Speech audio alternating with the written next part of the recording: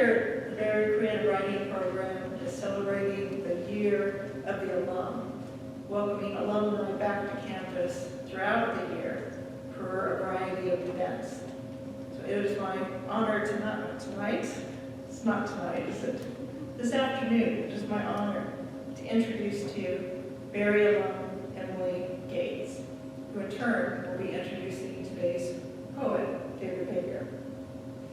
Emily is currently a PhD student in literary studies at Georgia State University, where she serves as a graduate teaching assistant for the lower division studies cohort in the English department and works as a writing studio tutor. Her MA was completed in Canterbury, England at the University of Kent with merit distinction in 2018. Emily graduated cum laude from Barry with a BA in English Literature and Spanish in 2017, and owes her entire career trajectory to the Barry College English department. Those are Emily's words, I swear. And I did ask Emily to share with us her post-graduation perspective on her time at Barry, and this is what she wrote. Since the age of 10, Emily knew she wanted to be a literature professor and found nothing but acceptance, guidance, and encouragement from her professors at Barry in her pursuit of this goal. Her fondest memories were spent in classes, whether it was Dr. Watkins' 1950s class, Dr. Booker's Gay and Lesbian Literature or Early American Literature class, Dr. Dasher's 1920s class, or any of Dr. Meek's poetry courses. The variety of topics offered and the unique personality, wit, and humor brought by each professor allowed Emily to explore the vastness of the subject we call literature and helped her begin to shape her research interests and academic identity. Her passion for literature was constantly encouraged and led her to presentations at local, regional, and international conferences that gave her the confidence to continue her scholarly pursuits of academia and led to the publication of her first article in 2018. If it seems unusual that a student surrounded by a gorgeous campus and bustling downtown named her classes as her favorite part of college, it's because it is. And it isn't that Emily didn't have a social life. It's that her classes just kept her wanting more and instilled a love of her field so deeply that the other parts of college fall away. And in some cases, such as Dr. Meek's poetry courses, class never felt like class, but more a book club shared among friends. In intermediate and advanced poetry, the class roster, including Dr. Meek, totaled 7 people.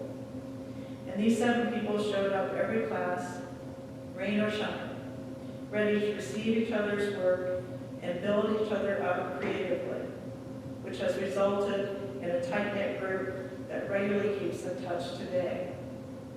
This small group created a community where any thought or prompt or offbeat question was allowed, and it built trust between 7 people from various backgrounds who all shared a love of creative writing.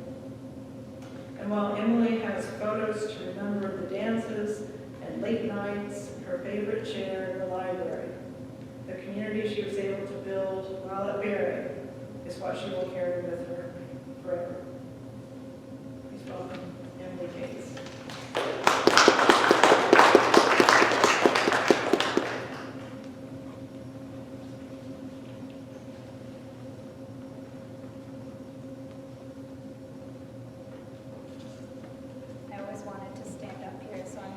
That I get to today. So good afternoon, everybody. I'm so excited to be here, standing in a chapel where just a couple of years ago, I sat and attended poetry reading after poetry reading after poetry reading. I'd like to thank Dr. Meek, the Barry College Department of English, Rhetoric, and Writing for this opportunity, for their continued support and promotion of literary arts, and for most importantly, shaping me into the person I am today. If I could offer any advice to current Berry students, it's that you should get to know the people in the English department and in all departments. We have a very strong academic community here, but especially in the English department, whether you're a major, a minor, creative writing, English, or you just like to read, this department is full of kind, endlessly knowledgeable people that you want to know for the rest of your life. So it's my distinct pleasure to introduce this afternoon's featured poet, David Baker. Born in Bangor, Maine, David was raised in Missouri and has remained a prolific contributor to both poetry and criticism.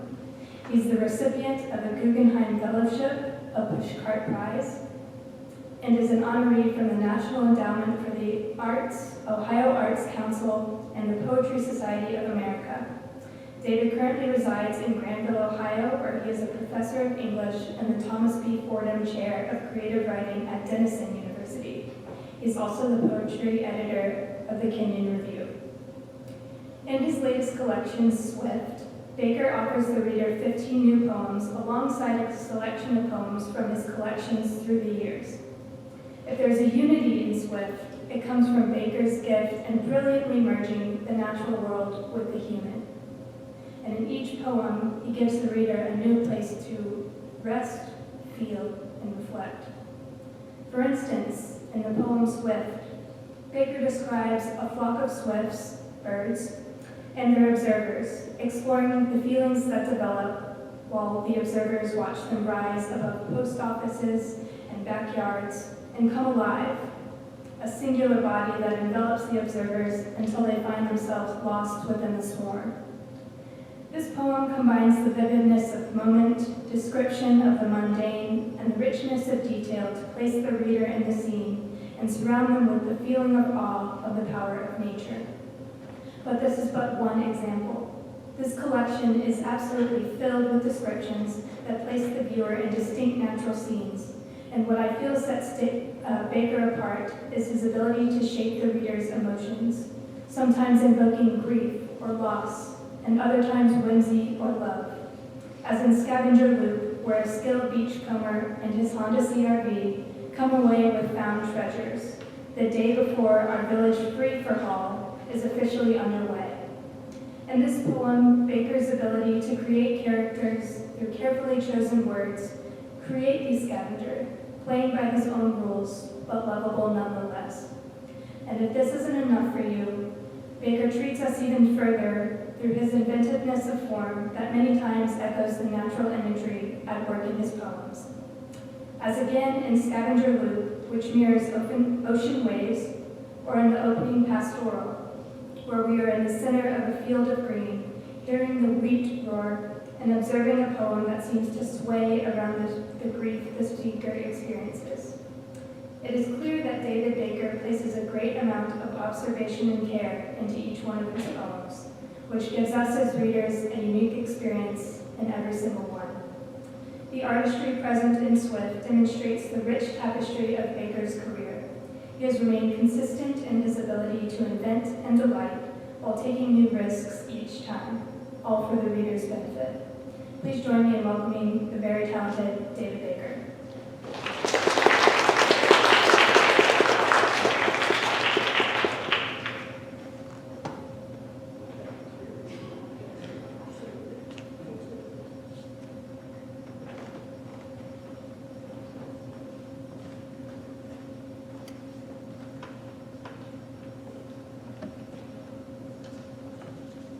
So I think we'll just cut to the Q&A after that wonderful set of words from Emily. I appreciate it. It's Friday. You could be doing a lot of things. Thank you for being here to listen to somebody try to sing you some songs. Kind of wish the Phantom of the Opera were here too. Well, okay. I'm going to start with a poem called Hyper.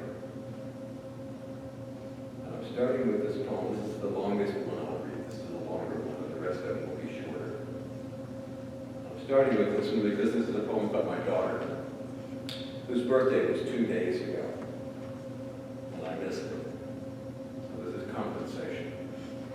And I'm reading this poem because there's snow in it. Did you see that today? So yesterday, where was I yesterday? Macon or somewhere like that? Where? Columbus. Yeah, that's where it was. I don't know. It's been a long week.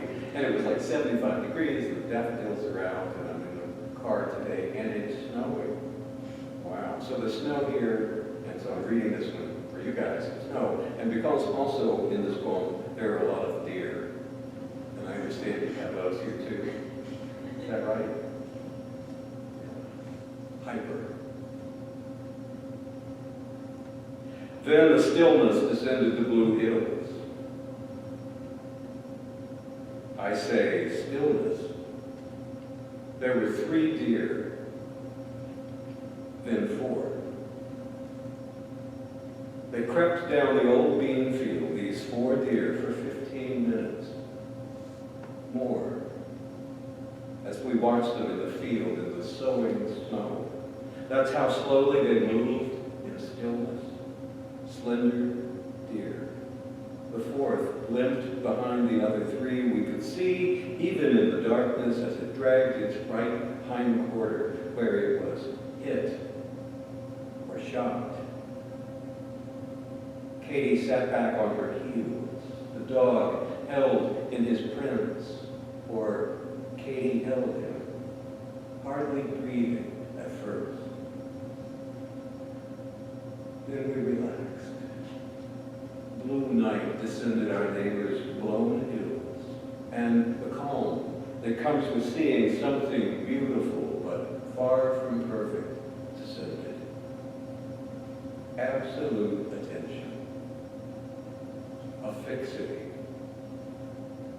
I say absolute. It was stillness.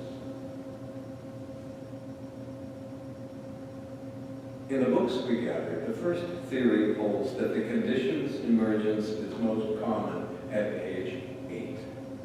If less in girls than in boys, or more vividly seen in boys whose fidgets, whose deficit attentions, like little psychoeconomic realms, are prone to twitches turned to virulence. Anxieties palpable and vocalized explosions, though now we know in girls it's only on the surface less severe, which explains her months of bubbling tension, her long blue drifts, and snowy distractions. I say distractions. Of course, I mean how clinically tyrosine hydroxylase activity, the rate-limiting enzyme in dopamine synthesis, disrupts, burns, then rewires her brain's chemical pathways. Let me put it another way. After 24 math problems, the 25th still baffles her. Pencil gnawed. Erasers scuff shadows like black veins on her homework. It's not just the theory of division she no longer gets. It's her hot clothes, her itchy ear, the ruby-throated hummingbird's picture on the fridge. What's in the fridge? Whose socks these are? Why? Until I'm exhausted and yell again. Until she's gone away to her room, lights off, to sulk, read, cry, draw. No longer trusting to memory, she writes everything in her journal now that ties it with a broken strand of necklace. Of her friends, I am the funny one. Mom, she has red hair and freckles too. Under Dad, I have his bad temper. I know. I looked. In one sketch she finished just before we learned what was wrong. I mean, before we knew what to call what was wrong, how to treat it, how to treat her. She captured her favorite cat with a skill that skips across my chest. He's on a throw rug asleep. The rug's fringe ruffles just so. The measure of her love is visible in each delicate stroke. From his fetal repose, ears down, eyes sealed softly, paws curled inward, to the tiger lines of his coat, deepened by thick textures where she slightly rubbed away the contours with her thumb to winter coat gray. He's soft, he's purring, he's utterly relaxed, asleep. One day, before we learned what was wrong, she taped it to a pillow on my bed. Terry is tired, she printed at the top. How many ways do we measure things by what they're not? I say things. Mostly her mind is going too fast, yet the doctors give her, I'm not kidding, amphetamines. Speed, we used to say when we needed it. Ritalin, which wears off hard and often. Adderall, which lasts all day, though her food's untouched and sleep comes late. The irony is the medicine slows her down. She pays attention, understands things. The theory is ADHD patients aren't hyper-aroused, they're under-aroused. So they lurch and hurtle forward, hungry for focus. Another theory says the brain's two lobes are missized. Their circuits lose their balance. One makes much of handedness, left, red hair, allergies, wan skin, an Irish past. We watched 4 deer in stillness walking there. Stillness walking. Like the young blue deer, hurt but beautiful. In her theory of division, Katie started drawing them. Her renderings reduced them down to 3. She has carefully lined the cut bean rows in contours, like the dog's brush coat. Snowflakes dot the winter paper. 2 small deer stand alert on either side of the hurt one, leaning now to bite the season's dried up stems. Their ears are perched like hands, noses up, tails tufted in 100 tiny pencil lines. She's been hunkered over her drawing pad, humming for an hour. So I watch. I say, watch. I ask why she's made the little hurt one so big. Silly, she says. He's not hurt that bad. She doesn't look up. That was you.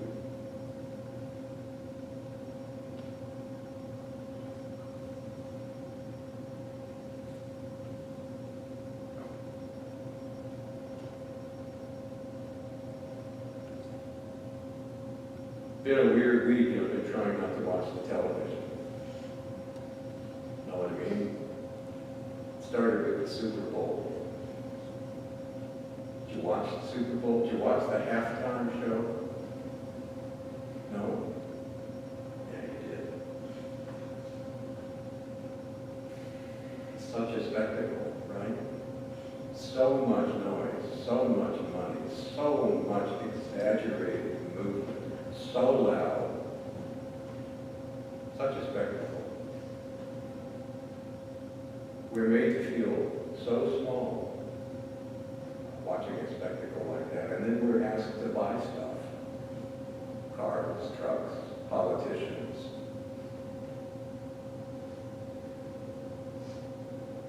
And then there was the quill, another kind of spectacle. Regardless of whatever your particular political impulse may be, that was a spectacle we were being played. I say that stuff because those are the exact opposite things that a poem tries to do. Poems want to be quiet.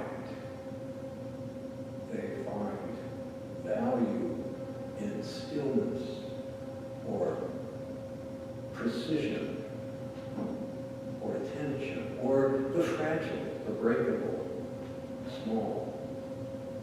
Right? That's why we come to rooms like this on Friday afternoon when the sun's out. And we could be doing a bunch of stuff, and you come to listen to somebody you don't know trying to sing you songs about beautiful things,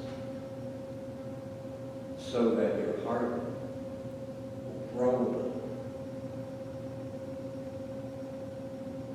rather than to be blasted by another Super Bowl halftime show. You don't have to make a choice, but it's important to be able to make the distinctions, right?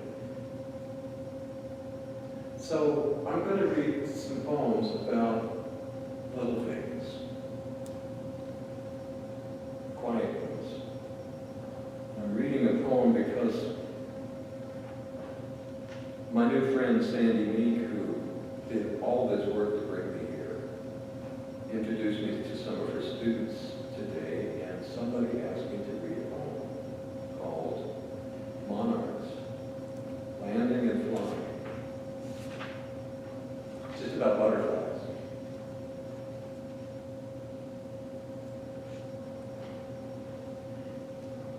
If they have come for the butterflies, then bless their breaking hearts. But the young pair, looking nowhere except each other's eyes, he seems like he could carry them both over the street on great wings of grief tucked under his coat, while all around them flowed like wisps of ash, or the delicate prism of sunlight flashing off the city glass, the orange, yellow, black wing flecked monarchs. Migrant, there are more than 24 today.